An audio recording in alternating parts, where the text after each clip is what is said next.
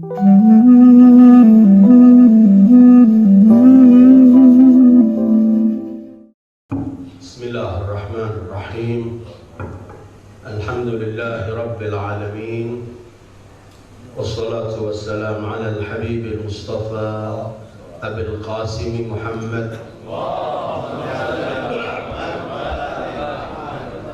sallallahu alaihi wa alihi at-tayyibin at-tahirin wa ashabihi al-muntajabin wa man tabi'ahu bi ihsan ila yaumiddin.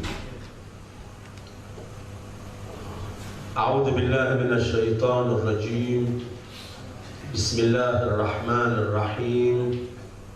Inna fatahna laka fathan mubina liyaghfira laka Allahu ma taqaddama min dhanbika wa ma ta'akhkhar wa yutimma ni'matahu 'alayka wa yahdiyaka siratan mustaqima wa yansuraka Allahu nasran 'aziza. Sadaqallahul aliyyul azim. Ayyuhal ikhwal hadirun, assalamualaikum warahmatullahi wabarakatuh. Waalaikumsalam warahmatullahi wabarakatuh. Alhamdulillah, di malam yang bahagia ini kita baru sama-sama membaca Maulid Rasul sallallahu alaihi wa alihi, di mana apabila ada majlis disebut nama Rasulullah, maka majlis itu akan penuh berkah. Ada satu riwayat yang amat populer sekali. Katanya suatu hari, dalam riwayat disebutkan suatu hari para malaikat mencium bau harum semerbak yang sangat-sangat harum sekali. Kemudian mereka berkata kepada Allah, "Ya Allah, wahai Tuhan kami, kiranya bau harum ini dari mana dan apa?" Allah menyebutkan, Allah menjawab pertanyaan para malaikat itu. Allah berfirman, "Wahai para malaikatku, wahai penghuni langitku, di bumiku hamba-hambaku sedang berkumpul dan mereka menyebut-nyebut nama kekasihku Muhammad. Dan dari tempat itulah bau harum semerbak yang sedang kalian nikmati." Maka malaikat minta izin pada Allah untuk turun dan bergabung dengan majlis itu agar memperoleh berkah ketika di majlis disebut nama Sayyidul Wujud Muhammad sallallahu alaihi wa alihi. Mudah-mudahan malam ini kita telah mentransfer bau semerbak kepada para malaikat dan mereka hadir di tempat ini, dan kita mohon kepada Allah apabila majlis menyebut nama Rasul tadi diterima oleh Allah, kita hadiahkan pahalanya kepada orang-orang tua kita yang telah mendahului kita. Mudah-mudahan Allah ampuni dosa mereka, Allah terima amal saleh mereka, dan mudah-mudahan semua yang sakit, yang punya hajat dikabulkan oleh Allah berkat doa majlis Rasul sallallahu alaihi wasallam. Ngajian rutin kita di malam dan di bulan semacam ini pasti kita akan berhenti kepada Sayyidul Wujud Muhammad sallallahu alaihi wasallam. Indah kalau umat Islam ini kita mengenal Rasulullah bukan hanya di bulan Rabiul Awal, tapi sepanjang hidup harus selalu mengingat Rasulullah.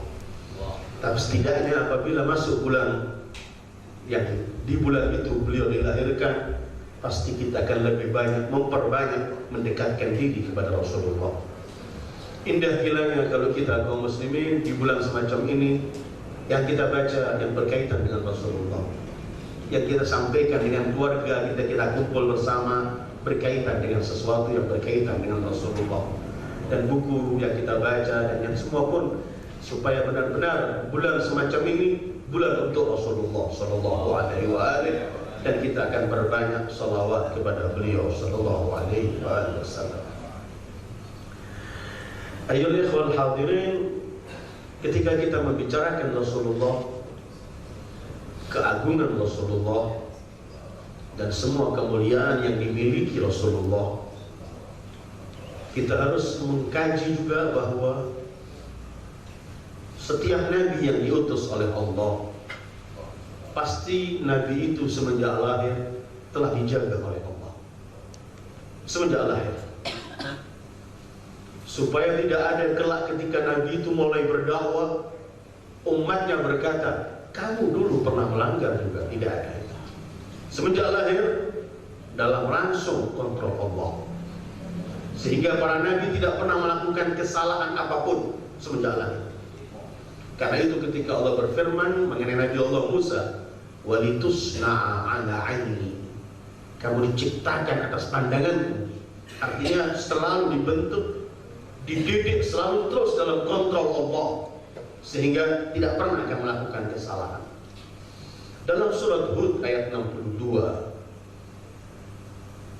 Nabi Saleh ketika mulai berdakwah, mereka berkata, wa qalu ya Salihu qad kunta fina marjuwan qabla hadha. Wahai Saleh, kata umatnya, kata kaum, dulunya kamu itu orang yang paling kami harapkan. Artinya Nabi Saleh ini adalah orang yang paling terpandang di tengah-tengah umatnya. Dalam bentuk akhlaknya dan semua kebaikan ada pada Nabi Allah Saleh. Qad kunta fina marjuwan qabla hadha.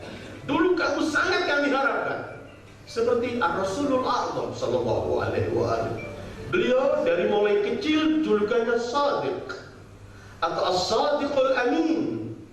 Karena itu ketika beliau mulai menyampaikan dakwah, ketika beliau berkata kepada seluruh orang di Makkah, kalau saya beritahu pada kalian bahwa di belakang lembah, belakang gunung ini ada musuh yang akan menyerang kalian, apakah kalian percaya apa yang saya sampaikan? Semua teriak, ma jarrabna 'alaika kadiba. Muhammad, kami belum pernah mendengar engkau mengucapkan yang bohong. Kau adalah As-Sadiq Al-Amin. Dan seluruh Nabi semacam itu. Karena itu dalam surat Yunus juga Allah pernah menyampaikan ketika Rasul menjelaskan, kalau Allah berkehendak, aku nggak akan bacakan pada kalian Quran ini. Kemudian beliau menyebutkan, aku bukankah sudah hidup umuran min qabl. Aku sudah hidup sekian lama hidupku, 40 tahun aku hidup tengah kalian. Pernahkah aku melakukan kebohongan? Pernahkah aku melakukan sesuatu? Laqad labithtu fikum umuran min qabl. Aku telah hidup tengah-tengah kalian dalam masa yang lama. Ini yang harus kita yakini terlebih dahulu, bahwa setiap Nabi dari mulai awal lahir telah dijaga oleh Allah, dari selamat dari semua kekeliruan dan kesalahan. Wa alqaitu 'alaika mahabbatan minni wa litusna'a 'ala 'aini. Karena itu Rasulullah sallallahu alaihi wasallam beliau sering mengulangi ungkapan beliau, adabani rabbi fa ahsana ta'dibi. Aku dibimbing langsung oleh Allah, dan sebaik-baik bimbingan adalah bimbingan Allah. Bisa kita lihat dalam surat Al-Duha, bagaimana selalu Allah yang menyelesaikan semuanya. Dan Rasulullah pun memang lahir di dunia ini, ayahnya sudah meninggal, sehingga mulai lahir dalam hidupnya gak pernah menyebut ya abi, ya abi. Yang ada cuma Rabbi, Rabbi. Rasulullah sallallahu alaihi wasallam adalah manusia yang maksum, dan seluruh para nabi dari sejak lahir. Kemudian bagaimana kalau kita menemukan ayat-ayat yang sepintas dalam Al-Quran, seakan-akan Rasul punya salah, seakan-akan Rasul punya dosa? Apa yang kemudian harus kita kaji? Malam ini saya pilih surat Al-Fath, yaitu ayat yang saya baca tadi. Bismillahirrahmanirrahim. Inna fatahna laka fatham mubina liyaghfira laka Allah ma taqaddama min dhanbika wa ma ta'akhkhar. Para ahli tafsir menyebutkan surat ini turunnya ketika Rasulullah kembali dari perjanjian Hudaybiyah tahun ke-6, Dzulqa'dah tahun ke-6. Rasulullah mengajakkan para sahabatnya hampir 1.400 pergi ke Mekah tidak bawa senjata kecuali pedang, dan saat itu bukan senjata, cuma adalah setiap orang musafir bawa untuk menyelamatkan diri. Tujuannya untuk umroh. Tapi sebelum masuk Mekah dilarang oleh orang kufar Mekah, musyrikin Mekah untuk masuk. Sampai terjadilah namanya Sulhul Hudaybiyah, perdamaian Hudaybiyah tahun ke-6. di mana dalam beberapa poin perjanjiannya itu adalah dekejatan senjata selama 10 tahun. 10 tahun tidak ada lagi peperangan. Yang datang dari Mekah ke Madinah masuk Islam, Rasulullah harus mengembalikan. Yang dari Madinah mau kembali ke Mekah, silakan. Hal semacam itu. Ketika dan saat itu Rasulullah sudah siap-siap untuk umrah. Saat itu sangat sulit yang dihadapi oleh kaum muslimin, karena sepintas seakan-akan perjanjiannya melemahkan kaum muslimin. Tetapi ketika Rasulullah kembali, turun ayat ini, Inna fatahna laka fatham mubina. Rasulullah ketika mendengar ayat ini turun, beliau takbir, kemudian berseri-seri wajahnya, kemudian beliau bersabda, turun kepadaku satu surat yang lebih kucintai dari dunia seisinya. Inna fatahna laka fatham mubina. Karena itu para ahli tafsir menyebutkan yang dimaksud fathah di sini ini apa? Apakah fathah Makkah tahun ke-8? Apakah fathu Khaybar tahun 7? Ataukah sulhul Hudaybiyah sendiri fathah? Kebanyakan kaum ahli tafsir mufassirin dan dikuatkan dengan beberapa ayat, mereka memilih bahwa inna fatahna laka fathan mubina itu adalah sulhul Hudaybiyah. Dan ini pelajaran besar yang harus kita ambil, bahwa dalam keadaan yang sulit Allah sebutkan fathah. Sulh Hudaybiyah masalah yang paling sulit saat itu, tetapi justru Sulh Hudaybiyah adalah cikal bakal Khaybar, cikal bakal Fatah Makkah, dan semua kemenangan adalah dari Sulh Hudaybiyah. Karena itu Allah sebutkan inna fatahna laka fatham mubina liyaghfira laka Allah ma taqaddama min dhanbika wa ma ta'akhkhara.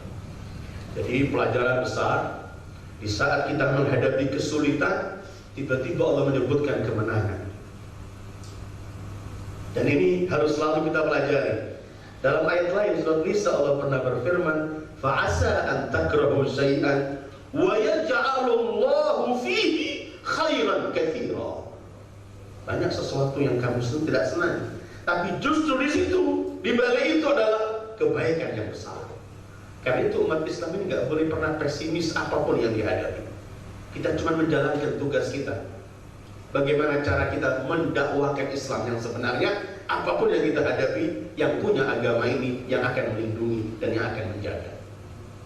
Justru dalam kondisi-kondisi yang sulit kadang-kadang, di situ ada terletak kemenangan. Seperti ketika Allah mulai mewajibkan jihad, kutiba alaikumul qitalu wa huwa kurhun lakum.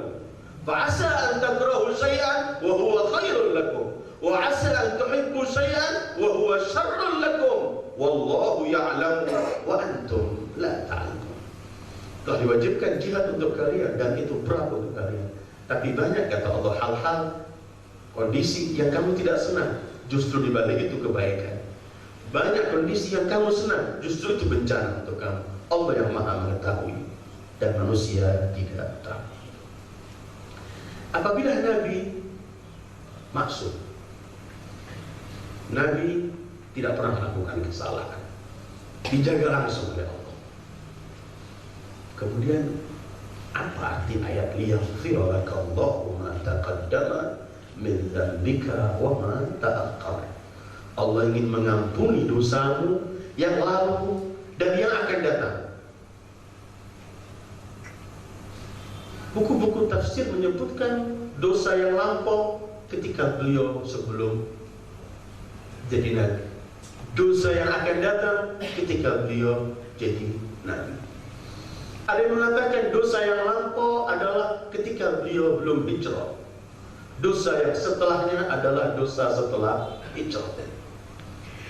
Ada yang mengatakan dosa yang lampau adalah dosa sebelum turunnya ayat ini, dan dosa yang akan datang setelah turunnya ayat ini, dan semacam itu. Ketika sebagian ahli tafsir menyebutkan Rasulullah manusia biasa, maka mereka cari ayat-ayat semacam ini di mana letak dosa Rasulullah Shallallahu Alaihi Wasallam. Karena itu malam ini kita ingin kaji beberapa ayat mengenai dalil kemaksuman setiap para nabi, supaya ketika kita menemukan ayat-ayat semacam ini, kita bisa kembali pada ayat-ayat yang lain. Yang akan kita kaji dalam surat ini adalah apa hubungan kemenangan dengan pemberian ampun. Dan apabila diberi ampun, apakah berarti Rasulullah pernah berbuat dosa? Dan apa hubungannya dengan setiap nabi itu maksum apabila kemudian Rasul diampuni oleh Allah? Apakah setiap diampuni berarti Rasulullah punya dosa? Ismah atau Rasul disebut maksum. Ismah itu dalam bahasa Arab adalah al-imsa wal man, menahan diri dan mencegah. Sehingga al-ismah itu artinya disebutkan kekuatan yang dengannya bisa dia mencegah dirinya dari melakukan kesalahan atau melakukan perbuatan dosa. Artinya ismah itu adalah kekuatan yang dengan itu, yang kekuatan yang dimiliki, yang dengan itu dia mampu untuk tidak melakukan kesalahan dan tidak melakukan perbuatan dosa. Itu namanya ismah. Artinya asamahullah, dijaga. Karena itu ketika anak Nabi Nuh, ketika disuruh oleh Nuh untuk naik ke perahunya, ya bunayya rkab ma'ana, ayo naik. Kata dia, sa'awi ila jabalin ya'simuni minal ma'. Aku akan pergi ke gunung untuk ya'simuni, mencegah aku, menyelamatkan aku. Kata Nuh, la asimal yawma, tidak ada yang menjaga, gak ada yang menyelamatkan. Jadi al-ismah itu adalah kekuatan yang dengannya orang yang memiliki kekuatan itu dengannya dia tidak akan melakukan kesalahan dan tidak akan terjerumus dalam perbuatan yang dilarang. Namanya al-ismah. Para anbiya masuk ketika menerima wahyu, masuk ketika menyampaikan wahyunya, dan masuk ketika menjaga wahyu.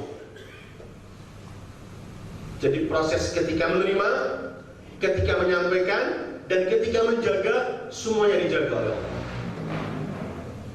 Dalam surat Jin Allah berfirman, alimul ghaib fala yudhiru ala ghaibihi ahada illa man irtada min rasulin fa innahu yasluku min bayni yadayhi wa min khalfihi rasada liya'lama an qad ablaghu risalat rabbihim wa ahata bima ladayhim wa ahsa kulla syai'in adada. Jin 27 dan 28. Ghaib hanya milik Allah, tetapi Allah akan buka kepada Rasul yang dikehendaki. Kemudian ketika dibuka, dijaga oleh Allah dari depan, dari belakang. Dari depan ketika menyampaikan, dari belakang ketika menerima, dan wa ahata ketika menjaga diri. Jadi Rasul itu pasti maksum ketika menerima wahyu, ketika menyampaikan wahyu, dan ketika menjaga wahyu itu. Tidak ada kemudian wahyu yang Rasulullah lupa. Sanuqri'uka fala tansa. Tidak pernah tansa. Illa pasti. Istisna itu bukan berarti Rasulullah bisa salah, tidak. Tapi kalau Allah berkehendak iya, tapi kehendak Allah tidak akan melupakan kamu. Masuk ketika menerima, masuk ketika menyampaikan, dan masuk ketika menjaga. Karena itu kitab Allah terjaga dan tidak ada yang sama sekali tercampur. Karena kalau Allah menjaga Qur'annya, berarti Allah menjaga yang menerima Al-Quran. Bukankah Allah berfirman, inna nahnu nazzalna dzikra wa inna lahu lahafidhun. Qur'annya dijaga oleh Allah, satu titik pun gak mampu dirubah. Rasulnya pun dijaga oleh Allah. Tidak pernah kemudian Rasul lupa dengan Qur'annya.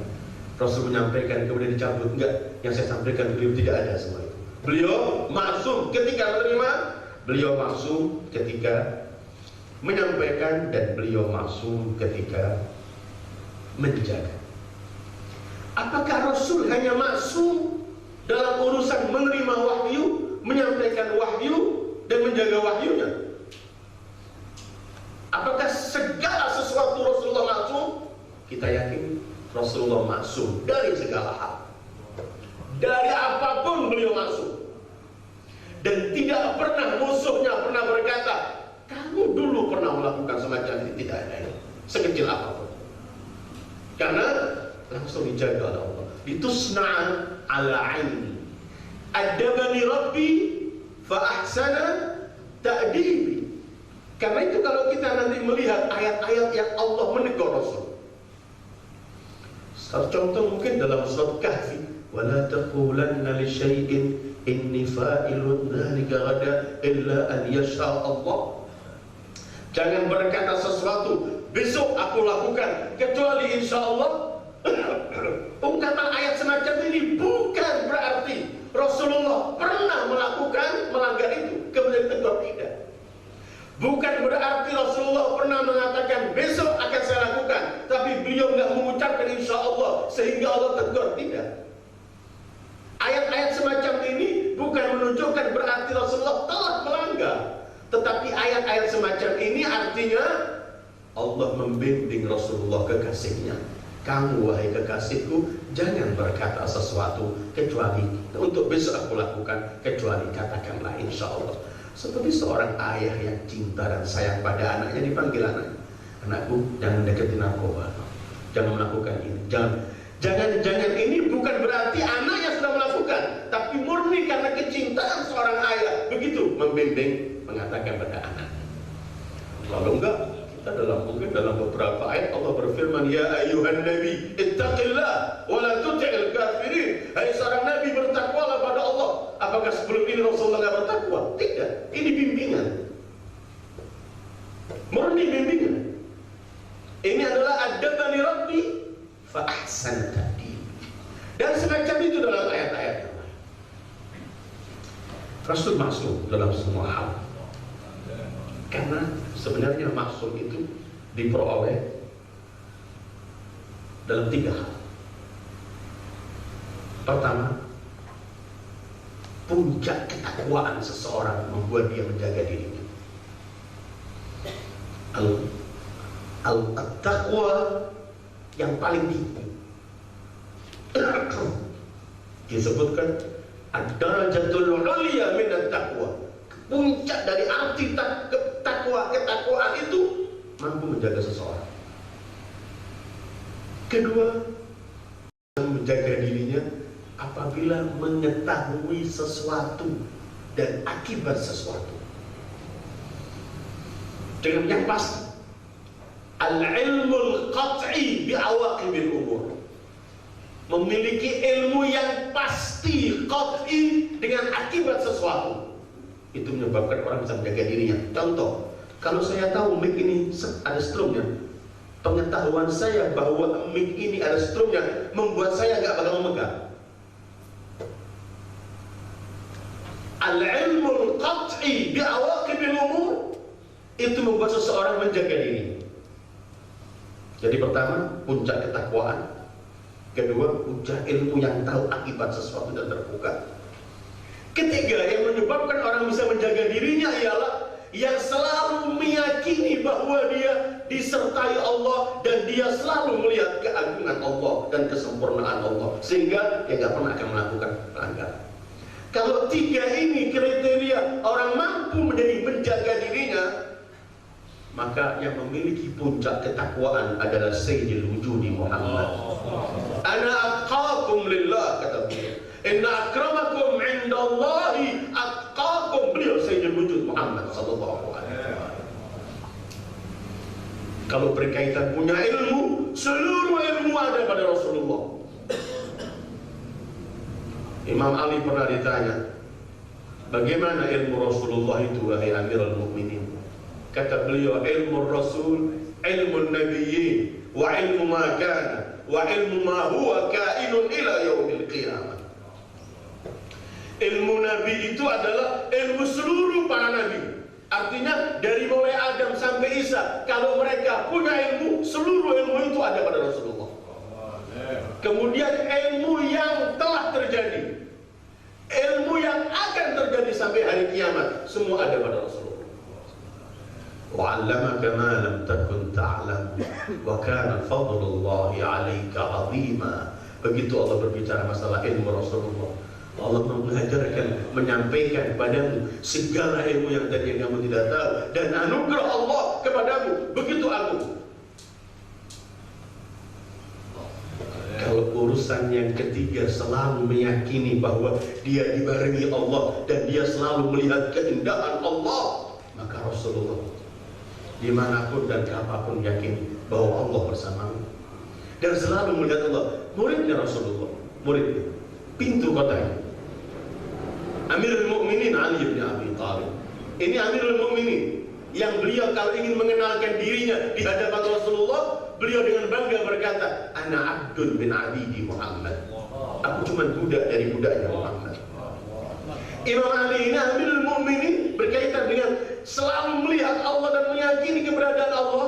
Amirul Mukminin pernah berkata, "Ma ra'aitu syai'an illa wa ra'aitu Allah fihi qablahu wa ba'dahu."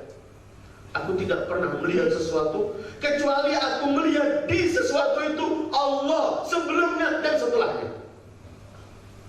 Orang yang memiliki puncak ketakwaan, memiliki ilmu dalam puncaknya, yang selalu meyakini Allah besertanya dan selalu melihat Allah dalam alam wujud ini, maka pasti dia akan menjaga.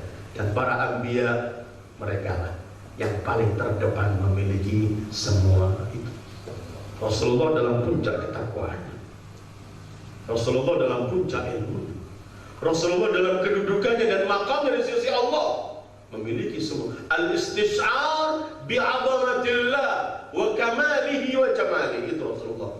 Thumma dana fatadalla fakana qaba qausaini aw adna. Ini kedudukan beliau sallallahu alaihi wasallam. Maka kita bisa menemukan bahwa apabila itu yang menyebabkan seseorang maksum menjaga diri, puncak ketakwaan, ilmu dalam seluruh akibat sesuatu, memahaminya dan merasa selalu bersama Allah dan melihat Allah. Sekarang kita tanya, yang menyebabkan orang melakukan kesalahan atau berbuat dosa itu apa kira-kira? Ada beberapa, tapi bisa kita ringkas 3. Pertama, biasanya orang melakukan sesuatu itu adalah kebodohan, karena tidak mampunya apa di balik yang ia lakukan. Kebodohan, ketidakmampuan dia apa yang dibalik yang ia kerjakan menyebabkan dia melakukan apa saja karena dia nggak tahu. Maaf, anak kecil melihat setrum dipegang bukan berani anak itu, karena dia nggak tahu apa setrum itu. Kebodohan dia menyebabkan dia melakukan semacam itu. Kedua, karena orang itu dikuasai oleh hawa nafsu, oleh syahwatnya, sehingga akal dan ilmunya mungkin mampu melihat sesuatu, tetapi karena dikalahkan oleh syahwat dan hawa nafsu, sehingga terkalahkan. Kebodohan atau orang yang dikuasai oleh hawa nafsu. Ketiga, orang melakukan kesalahan itu karena godaan dan rayuan syaitan. Jadi pertama, kebodohan, tidak memahami sesuatu apa yang dia lakukan. Kedua, karena dia tidak bisa dikuasai oleh hawa nafsu dan syahwatnya, sehingga ilmu dan akal yang dia miliki ini mungkin sepintas bisa tahu, cuma kalah. Ketiga, gangguan syaitan dan waswas syaitan. Para nabi nggak pernah ada nabi yang tidak mengetahui. Semua nabi telah diberi oleh ilmu. Nabi tidak pernah berbicara atau melakukan sesuatu atas kehendak hawa nafsunya. Wa ma yantiqu 'anil hawa in huwa illa wahyun. Pembicaraannya maupun amal perbuatannya dijaga oleh wahyu. Maka hal-hal yang menyebabkan melakukan kesalahan itu tidak ada. Berkaitan dengan ilmu, kebodohan, mereka punya ilmu. Mahal apa di balik sesuatu. Berkaitan dengan yang dikuasai hawa nafsu, mereka tidak pernah mengikuti hawa nafsu sama sekali. Semua kontrol Allah. Ketiga, gangguan syaitan. Syaitan sendiri lepas tangan. Dalam beberapa, ada 2 ayat setelahnya. Syaitan pernah bersumpah di hadapan Allah. Fabi'izzatika la'ughwiyannahum ajma'ina illa ibadaka minhumul mukhlasin.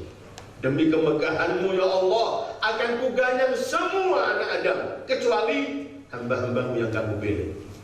Para anbiya, hamba pilihan Allah.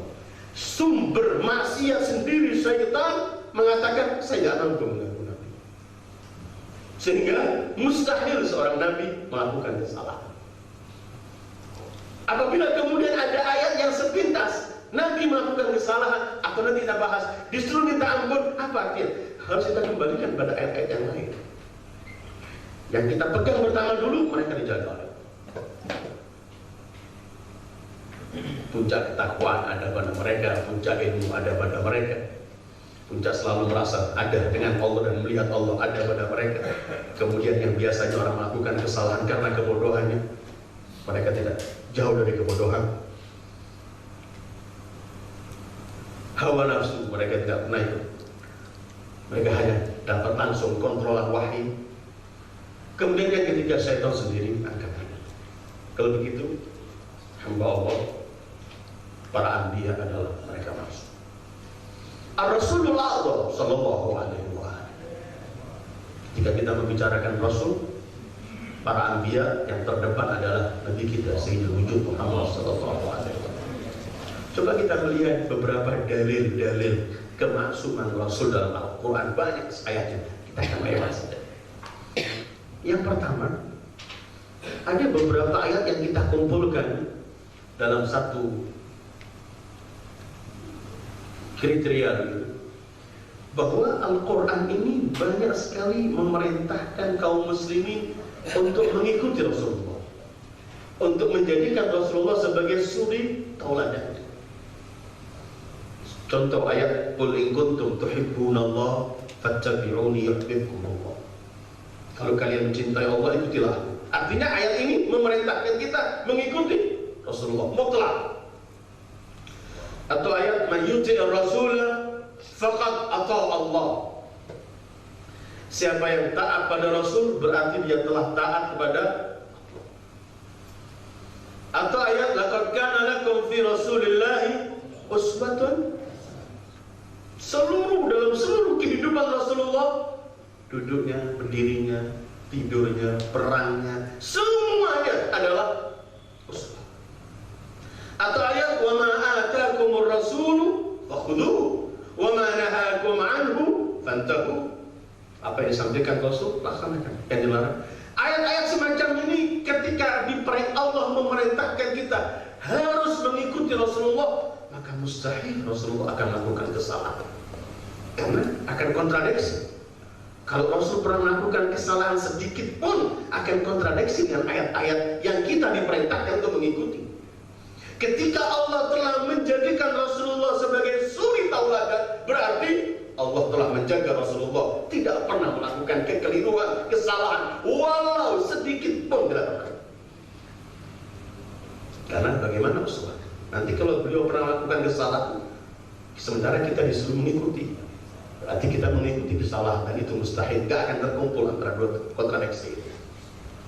Ini ayat-ayat yang begitu banyak dalam Al-Quran. Kedua, ayat kedua yang saya bacakan tadi, wa ma yantiqu anil hawa in huwa illa wahyun yuha. Beliau sallallahu alaihi wasallam tidak pernah berbicara atas hawa nafsu, keinginan. Semua adalah hanya wahyu dari Allah, bimbingan Allah murni. Orang yang dibimbing langsung sama Allah, dari mana akan melakukan kesalahan? Mustahil. Tidak pernah akan melakukan kesalahan, karena langsung bimbingan Allah. Mustahil sama sekali melakukan kesalahan. Atau dalil ayat berkaitan beliau ini maksum adalah ayat yang saya baca tadi juga, bahwa sumber dari maksiat itu adalah syaitan, salah satunya. Sementara syaitan sendiri berkata, la'uwiyannahum ajma'in illa ibadaka minhumul mukhlis. Akan duganya aku kesesatkan seluruh anak Adam kecuali hamba-hambamu. Artinya syaitan sudah angkat tangan, hamba-hambamu yang kamu pilih ya Allah, aku gak mau. Orang yang bertakwa, ada sebagian ulama mengatakan bisa syaitan mendekati Nabi, tapi gak bisa mengganggu. Dia bisa merongrong, tapi Rasul dan para Nabi gak pernah terganggu, gak bisa. Usaha ada syaitan, tapi mereka gak mau. Orang-orang yang bertakwa bisa kena, tapi orang yang bertakwa walaupun ketika Al-Quran menceritakan ketika mereka kena gangguan setan, mereka cepat-cepat kembali pada Allah dan kembali ke yang sebenarnya. A'udzubillahi minasyaitonirrajim. Innal ladzina taqaw idza massahum ta'ifun minasyaiton tadzakkaru fa idzahum mubsirun. Orang-orang bertakwa itu kalau kena sedikit serangan gangguan syaitan, cepat-cepat ingat Allah. Ketika mereka ingat, kembali ke jalan yang lempeng. Itu orang yang bertakwa. Apalagi para anbiya dan yang terdepan Sayyidil Wujudi Muhammad sallallahu alaihi wasallam. Kalau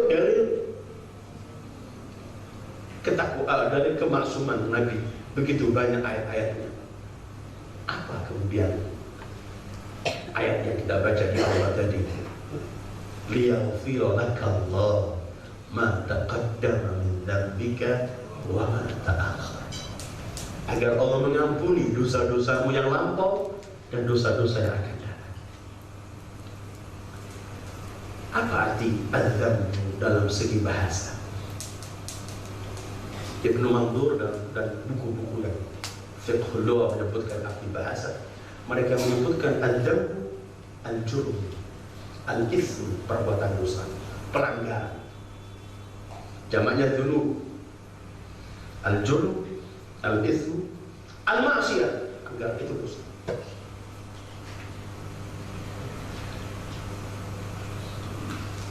Lafaz al-dzambu itu ya dosa, pelanggaran.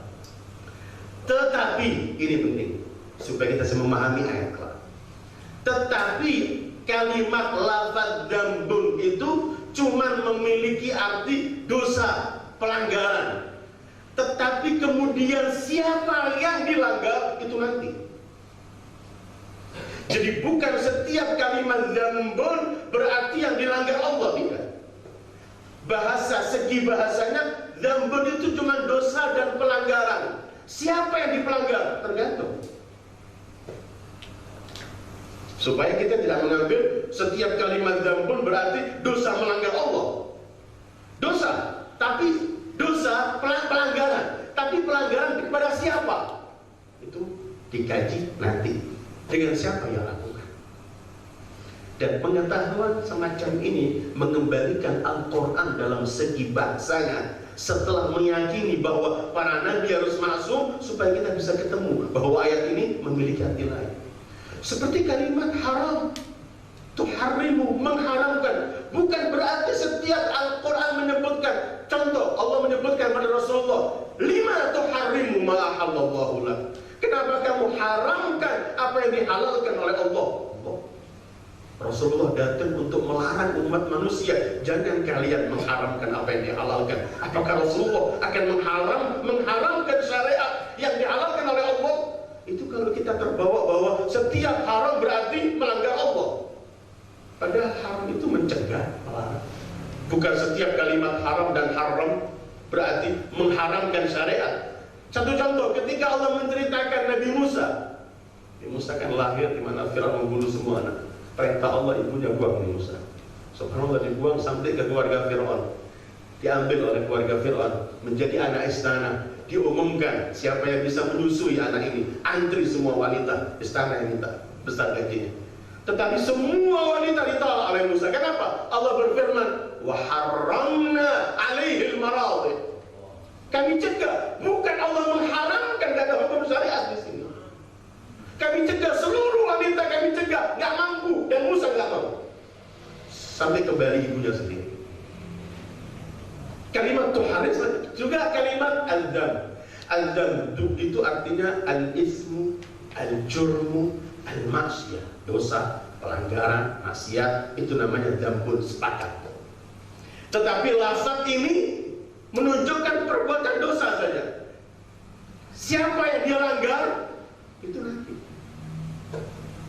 Supaya kita tidak melihat bahwa setiap dzambun dosa berarti melanggar Allah.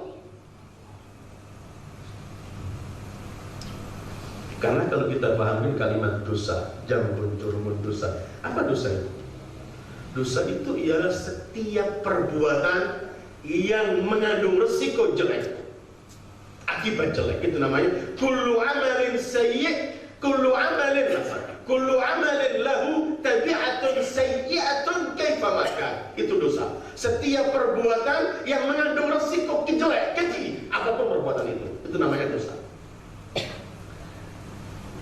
Ini kita akan masuk pada ayatnya. Karena setelah kita paham, Rasul harus masuk. Dari sini kita bisa paham dalam segi bahasa bahwa ternyata dosa, perbuatan pelanggaran itu bisa relatif. Bisa saja sesuatu perbuatan dianggap oleh satu orang dosa, dianggap yang lain tidak dosa. Contoh dalam Al-Quran juga, Nabi Musa membantu orang yang mazlum. Nabi Musa membantu orang yang mazlum teraniaya, dianiaya oleh orang-orangnya Fir'aun. Kemudian Musa membantu orang ini sampai memukul dan akhirnya mati orang itu. Nabi Musa ketika mulai disuruh kembali ke Fir'aun dakwah, Nabi Musa menyebutkan dalam surah Syu'ara, walahum alayya dzambun fa akhafu an yaqtulun. Ya Allah, mereka pernah menganggap aku ini dosa di pandangan mereka. Aku takut mereka bunuh saya. Perbuatan Musa ketika membantu orang mazlum tidak dosa, tetapi perbuatan Musa di hadapan Fir'aun, orang Bani Israel, membunuh orang Egypt, ini dosa. Walahum alayya dzambun fa akhafu an yaqtulun. Ada banyak perbuatan yang tidak. Kalau begitu apa kemudian liyaghfir lakallah? Al-ghufran dalam bahasa Arab as-satar, menutup. Ghafar satar, menutup. Karena orang minta ampun itu supaya ditutupi dosanya, selesai. Apa kemudian yang dimaksud dosa Rasulullah? Kita sepakat perbuatan dosa itu pelanggaran, tapi siapa yang dilanggar, mustahil Rasulullah melanggar Allah. Rasulullah punya dosa kecil, dosa. Apa kemudian arti dosa? Liyaghfir lakallah ma taqaddama min dzambika wa ma ta'akhkhar. Perbuatan Rasulullah sebelum hijrah ketika mengatakan kepada para penyembah berhala, kalian adalah keliru, Allah sah, kalian adalah kalian. Ini perbuatan Rasulullah semacam ini di hadapan orang-orang musyrikin Makkah adalah dosa besar. Rasulullah pendosa besar di hadapan kaum musyrikin karena menjadikan semua berhala ini keliru dan diajak kepada Allah yang sah. Perbuatan ini menurut orang-orang kufar Makkah adalah Rasulullah mujrim, melakukan perbuatan dosa. Mungkin kita sering baca Al-Quran, setiap Nabi disebut majnun oleh umatnya, gila, dianggap melawan arus. Perbuatan Rasulullah sebelum hijrah ketika menyampaikan dakwah yang sebenarnya, menyalahkan semua berhala-berhala dan apa yang dilakukan oleh nenek moyang mereka, ini di pandangan mereka adalah melakukan perbuatan dosa Muhammad yang harus menerima resikonya. Wa ma ta'akhkhar, setelah hijrah dengan peperangan Rasulullah, kemudian mereka datang perang dan menang dan semuanya, ini adalah Rasulullah dianggap orang yang dosa di hadapan mereka. Jadi bukan Rasulullah yang melakukan perbuatan dosa, tapi perbuatan Rasulullah dianggap dosa oleh mereka. Dosa itu nanti akan dihapus oleh Allah. Kapan dihapusnya? Liyaghfirah, karena musyrikin Makkah mau membalas Rasulullah, mau menyelesaikan orang yang dianggap dosa ini, mau dibalas dendam. Tetapi setelah Fatah Makkah, setelah Sulh Hudaybiyah, Fatah Makkah, mereka sudah tidak mampu lagi membalas Rasulullah. Liyaghfir lakallah, Allah telah menutupi kemampuan mereka dan semua yang mereka ingin lakukan, balas dendam kepadamu, tidak mampu lagi setelah ini ya Muhammad. Kalau ini yang kita pahami, baru ada hubungannya antara Fatah kemenangan dengan dosa. Kalau enggak, kami berikan kepadamu kemenangan untuk menghapus dosamu. Apa hubungan kemenangan dengan dosa? Kemenangan itu Allah berikan agar Rasulullah lebih punya kekuatan, lebih mampu berdakwah, lebih mampu menyampaikan kebenaran. Ini kemenangan.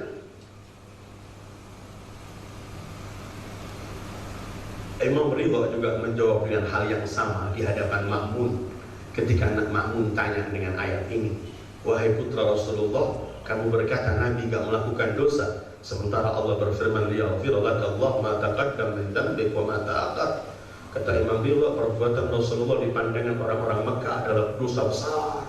Karena 360 berhala yang diletakkan di Ka'bah, tiba-tiba Rasul mengatakan semua ini salah.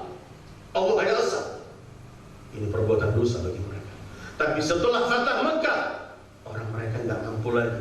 Kesemangatan mereka ingin balas dendam. Setelah Fatah Mekah habis. Liyaghfira laka, Allah hapus. Kenapa? Karena Rasulullah tidak punya dosa. Rasulullah masuk dijaga oleh Allah. Kalau Rasulullah pernah berbuat dosa, orang akan berkata, Rasul saja berbuat dosa, apalagi saya. Rasul enggak. Kalau Rasul pernah berbuat dosa, kemudian kita selalu mengikuti dosanya karena beliau uswah hasanah. Apapun nanti kalau kita menemukan ayat-ayat dalam Al-Quran yang sepintas menunjukkan arti Rasul bersalah, harus kita carikan pada ayat-ayat betulnya. Karena apa? Karena platform atasnya sudah kita yakini bahwa iblis sumber memberi maksiat telah angkat tangan. Kemudian Rasul tidak berbicara dengan hawa nafsunya kecuali dengan wahyu. Dan Rasulullah memiliki seluruh ilmu dalam akibat sesuatu, maka mustahil beliau melakukan perbuatan dosa. Liyaghfira laka Allah ma taqaddama min dzambika wa ma ta'akhkhar. Karena itu Nabi Musa mengatakan walahum alayya dzambun fa akhafu an yaqtulun. Kalau di sini baru kita temukan ayat ini. Allah berikan kepadamu fatah, kemenangan. Untuk apa? Untuk Allah memberikan kemampuan agar mereka yang ingin balas dendam padamu tidak mampu lagi. Kemudian Allah mensempurnakan nikmatnya. Kemudian Allah memberikan petunjuk kepadamu. Kemudian Allah akan memberikan kemenangan demi kemenangan lagi di balik ini. Ini sesuai dengan fatah. Tapi kalau diberi fatah kemudian itu artinya dosa, maka nggak ketemu. Masa Allah berikan kemenangan untuk mengampuni dosanya? Di mana ketemunya pemberian kemenangan untuk mengampuni dosa Rasulullah Sallallahu Alaihi Wasallam? Dan hampir setiap Rasulullah mendapatkan kemenangan, Allah merintahkan Rasul untuk lebih banyak mendekatkan diri dan minta ampun kepada Allah. Mungkin kita akan bicara sebentar lagi. Kalau Rasulullah Sallallahu Alaihi Wasallam tidak punya dosa, kenapa dalam Al-Quran ada beberapa ayat yang Allah memerintahkan pada Rasulullah untuk minta ampun?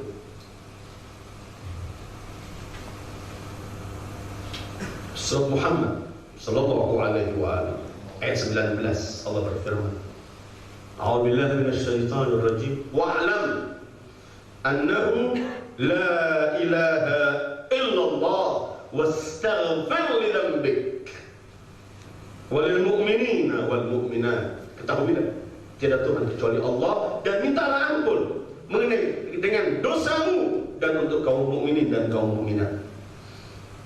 Al-Mu'min ayat 55, Allah berfirman, fasbir inna wa'adallahi haqq wastaghfir li dhanbik wasabbih bihamdi rabbika bil 'ashyi wal ibkar. Sabarlah, sesungguhnya janji Allah pasti tepat, dan mohonlah ampun mengenai dosamu dan bertasbihlah kepada Tuhanmu baik di sore hari atau di pagi hari. Dan mungkin ada ayat-ayat lain Allah memerintahkan Rasul untuk minta ampun. Atau kita melihat dalam Al-Quran banyak para nabi minta ampun. Nuh, Rabbighfirli wa liwalidayya wa liman dakhala baitiya mu'mina.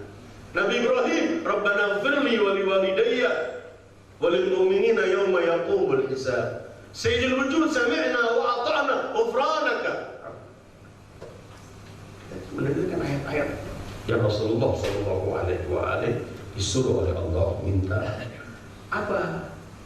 Kalau Nabi itu maksum, kenapa disuruh minta ampun oleh Allah? Ayo ikhwah, ada beberapa jawaban. Pertama, para anbiya itu memiliki kedudukan yang tinggi di sisi Allah, maqam yang nggak bisa sampai siapapun. Kita masih ingat kan, seperti contoh Sayyidul Wujud Muhammad Sallallahu Alaihi Wasallam. Kita masih ingat ketika hari Isra, bagaimana Rasulullah keliling dengan Jibril dari tempat ke tempat, didampingi Jibril Ketika sampai ke satu tempat, kata Jibril, silahkan ya Muhammad, aku tunggu di sini. Ajib. Mulai dari awal kita keliling bersama. Sekarang engkau akan tinggalkan aku.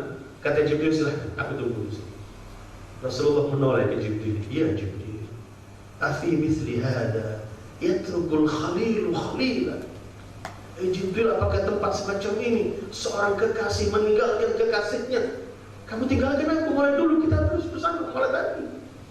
Kata Jibril, demi yang mengutusmu sebagai Nabi, wahai Muhammad, kalau aku maju sejengkal, aku akan terbakar.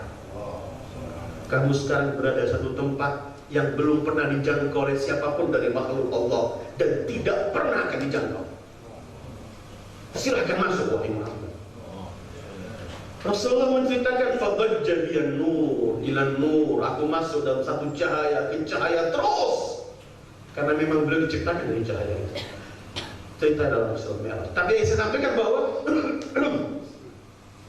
apabila Rasul ini masuk dan kedudukan yang semacam ini, kenapa sudah minta ampun? Bahwa setiap orang yang lebih tinggi kedudukannya di sisi Allah, setiap mereka melihat sesuatu yang bukan dosa bagi mereka itu dosa. Perbuatan sekecil apapun, sehingga ada omongan yang amat populer, hasanatul abrar sayyiatul muqarrabin. Kebaikan-kebaikan orang yang baik bagi orang muqarrab ilallah yang masih keliru. Kurang. Ada orang tiba-tiba menangis, seperti rumahnya sedang ada yang mati keluarganya. Nangis. Kenapa? Terlambat takbiratul ihram dengan imam. Bukan dosa yang dilakukan, cuman kecintaan dan dekatnya kepada Allah, melihat sesuatu yang semacam ini pun dianggap dosa bagi mereka. Para anbiya ma'sumin, tapi ada hal-hal yang mereka anggap kami kurang sempurna di hadapan Allah. Dalam beberapa riwayat, Rasulullah pernah menceritakan, dan terjadi pun riwayat untuk Rasulullah juga. Rasulullah pernah menyebutkan para malaikat ada diciptakan oleh Allah, dari mulai diciptakan sujud, gak pernah angkat kepalanya kecuali nanti ketika hari kiamat. Ada yang rukuk, dan semua ketika mereka melakukan ini, mereka berkata, kami belum pernah menyembah Engkau sebagaimana mestinya ya Allah. Rasulullah pun dalam riwayat ketika selesai sholat, beliau sering mengangkat tangan, ma'abadnaka haqqa ibadatik ya Allah. Kami belum menyembah Engkau sebagaimana layaknya Engkau disembah. Jadi hasanatul abrar sayyi'atul muqarrabin. Itu jawaban pertama. Gak salah, cuman merasa kurang. Kedua, para anbiya ini melihat diri mereka karena dekatnya pada Allah, kenal Allah. Ketika mereka melakukan perbuatan-perbuatan yang harus mereka lakukan, perbuatan duniawi ini, mereka anggap ini adalah kesalahan. Dalam riwayat Rasulullah itu, maaf tempat yang mulia, kalau beliau keluar dari kamar mandi, toilet, habis melaksanakan hajat, ketika beliau keluar, beliau mengatakan, ghufranak, baru baca doa, ampunan ya Allah, ampunan. Baru beliau baca doa. Seakan-akan waktu 2-3 menit di dalam itu merupakan dia lepas dari Allah, padahal tidak lepas. Mereka melakukan pekerjaan yang rutin sebagaimana manusia, ketemu keluarga, ketemu anak. Ini yang mereka lakukan gak dosa, tetapi karena mereka begitu dekat dan kenal pada Allah, mereka menganggap semestinya kita tidak meninggalkan Allah walau sekejap mata untuk lainnya. Sehingga kita menemukan para anbiya, Rabbana zalamna anfusana wa illam taghfir lana wa tarhamna lanakunanna minal khasirin. Ada hal-hal yang bukan melakukan dosa. Maaf, ada orang duduk satu majlis, kemudian karena dia sakit, dia minta kursi, dia duduk di atas. Dia nggak salah, ini kelak memang dari kondisi, tapi dia mengatakan saya minta maaf ya saudara. Ini artinya beliau tidak melakukan kesalahan, tetapi begitu kebaikannya dianggap dia tidak sewajarnya. Para anbiya yang lebih memiliki itu ketika mereka di hadapan Allah. Karena itu Rasulullah sehari dalam riwayat 70 kali istighfar. Riwayat yang lain 100 kali istighfar dan gak punya dosa. Kita yang tiap hari dosa kita entah berapa, Kita sebut 70 mungkin nggak pernah sampai. 50, 20, 10 nggak sampai. Tapi Sayyidul Wujud 70 kali, kadang-kadang 100 kali beliau istighfar kepada Allah. Arti ketiga, perintah untuk minta ampun murni. Khitabnya untuk Rasulullah, tapi yang dimuat, yang diinginkan adalah umatnya. Bahasanya kepada Rasul, tapi tujuannya kepada umatnya. Umatnya minta ampun. Keempat, ini murni termasuk adabani Rabbi fa ahsana ta'dibi. Murni sebagai ta'aduban Allah mendidik Nabi supaya lebih banyak mendekatkan diri pada Allah. Perintah tasbih, perintah tahlil, perintah takbir persis dengan perintah istighfar. Jadi jangan dianggap kalau Allah memerintahkan Rasul untuk minta ampun berarti Rasul punya dosa. Meminta sesuatu agar melakukan sesuatu bukan berarti sesuatu itu pernah tidak ada. Contoh ya, dalam Al-Quran Rasulullah pernah minta kepada Allah agar Allah menghukumi dengan hak, dengan adil. Pernahkah Allah menghukum tanpa hak? Rabbihkum bil haq. Rasulullah minta agar Allah menghukumi dengan sebenarnya. Pernahkah Allah menghukum dengan sebenarnya? Tetapi ini permintaan bukan berarti Allah pernah tidak. Begitu juga ketika Allah mengatakan mintalah ampun, bukan berarti Rasul punya dosa. Ini perintah untuk beliau, tapi dituju umatnya. Dan dalam masalah ini ada pelajaran sangat penting. Artinya, kalau Sayyidul Wujud Muhammad sallallahu alaihi wasallam dia dengan semua yang kita pahami tidak punya dosa. Kalau beliau disuruh oleh Allah minta ampun, maka apalagi kita yang banyak dosanya lebih-lebih disuruh minta ampun. Jadi perintah untuk Sayyidul Wujud minta ampunlah, memberi pelajaran. Kalau kekasihku yang tidak punya dosa, aku suruh minta ampun, apalagi kalian, wahai para pendosa. Wastaghfir lidzambik. Karena itu Rasulullah selalu istighfar.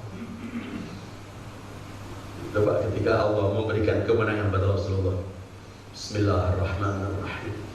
Idza jaa nasrullahi wal fath wa ra'aitan nasa yadkhuluna fi dinillahi afwaja fasabbih bihamdi rabbika wastaghfir innahu kana tawwaba. Ya Allah, Al-Fatah diberi Fatah, An-Nasr kemenangan, Fatah Mekah dibuka, An-Nasr kemenangan, orang masuk Islam berbondong-bondong. Ini nikmat. Tiba-tiba perintahnya tasbihlah, tahmidlah, minta ampun, bukan dosa. Artinya perintah Allah untuk Rasulullah minta ampun itu adalah ubudiyah, untuk menunjukkan Nabi dengan semua kedudukannya masih mohon ampun di hadapan Allah. Supaya jangan ada orang menepuk dada saya. Nabi dengan semua kemuliaannya masih diminta oleh Allah untuk mohon ampun. Karena itu ayolah ikhwan yang harus kita pahami, setiap ayat dalam Al-Quran yang memerintahkan Rasul untuk mohon ampun adalah menunjukkan bahwa kalau gak punya dosa, kenapa disuruh minta ampun? Dia itu jawabannya merupakan mengajari Rasulullah agar lebih khusyuk di hadapan Allah dan agar lebih tinggi kedudukannya, dan mengajari manusia-manusia yang melakukan perbuatan dosa, yang gak punya dosa saja disuruh minta ampun, apalagi kalian yang penuh dengan dosa. Dan semacam itu kelak dalam Al-Quran banyak ayat-ayat yang sepintas kalau kita baca letter luck menunjukkan Rasul, para nabi punya keliru. Tetapi setelah kita pahami bahwa dalam puncak ketakwaan, dalam puncak ilmu yang mereka miliki, dalam puncak selalu merasa di hadapan Allah dan melihat Allah, bahwa mereka mustahil melakukan kesalahan. Atau kalau faktor-faktor yang menyebabkan orang melakukan kesalahan cuma karena kebodohan dengan akibat sesuatu, cuma karena dikuasai oleh hawa nafsu, cuma karena gangguan syaitan dan bisikan syaitan, maka para nabi memiliki ilmu yang segalanya mereka miliki. Nabi tidak pernah dikuasai oleh hawa nafsu, dan Nabi Shallallahu Alaihi Wasallam, dan begitu juga para anbiya, syaitan nggak mampu mengganggu mereka sama sekali. Itu yang perlu kita kaji, karena kadang-kadang orang menganggap Rasulullah ini manusia biasa, lupa, salah, manusia. Yang diambil nanti satu ayat menggugurkan ayat yang lain. Qul innama ana basyarun mithlukum yuha ilayya. Aku cuma manusia seperti kalian, cuma bedanya ada wahyu. Dianggap cuma bedanya wahyu. Wahyu ini yang membuat mengontrol bahwa Nabi tidak mungkin melakukan kesalahan, karena punya wahyu, datang dapat wahyu dari Allah. Berarti bimbingan terus. Mudah-mudahan dengan berkat Rasulullah SAW, kajian mengenai Rasulullah, kita tidak dipisahkan oleh Allah dengan Rasulullah dalam seluruh kehidupan kita, di dunia sampai akhirat, dan kelak memperoleh syafaat Rasulullah SAW. Mudah-mudahan kita digolongkan dari orang yang selalu meyakini keagungan Rasulullah, kebesaran Rasulullah, kemaksuman Rasulullah, bahwa beliau adalah manusia yang paling suci dan suci, tidak pernah memiliki kesalahan sama sekali. Wassallallahu ala khairi khalqi Muhammad wa alihi ajma'in. Wassalamualaikum warahmatullahi wabarakatuh.